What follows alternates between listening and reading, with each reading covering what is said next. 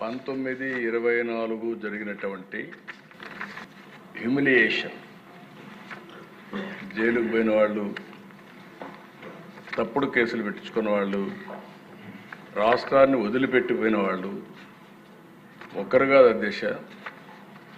ప్రజాస్వామ్యాన్ని కాపాడాలి అని మాట్లాడిన వాళ్ళందరూ కూడా బాధితులే. ఈరోజు ఇక్కడ స్పీకర్ గారు ఉన్నారు. ఆయన్నైతే నాకు బాగా జ్ఞాపకం, అయ్యన్న పాత్రుడు గారిని. కడాన ఆయన పైన పెట్టిన కేసు అటెంప్ట్ టు రేప్. ఈ వయసులో ఆయన పైన దట్ ఈస్ ది ట్రీట్మెంట్.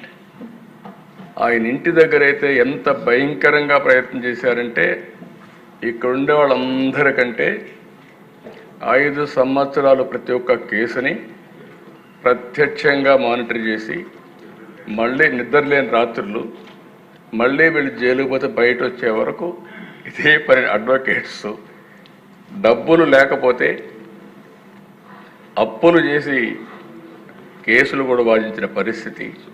ఇలాంటి అనేక అప్ టు సుప్రీంకోర్టు లాయర్స్ అధ్యక్ష అవన్నీ చేశాం. ఇప్పుడు స్పీకర్ గారు బాధితుడే, డిప్యూటీ స్పీకరు బాధితుడే, ముఖ్యమంత్రి బాధితుడే, ఎక్కువండే డిప్యూటీ ముఖ్యమంత్రి బాధితుడే, ఎక్కువండే శాసనసభ్యులు బాధితులే, మంత్రులు బాధితులే.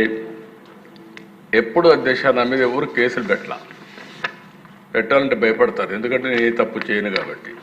నా విశ్వాసం ఏంటంటే, నేను తప్పు చేయను, లీగల్గా టెక్నికల్గా పర్ఫెక్ట్గా ఉంటాను.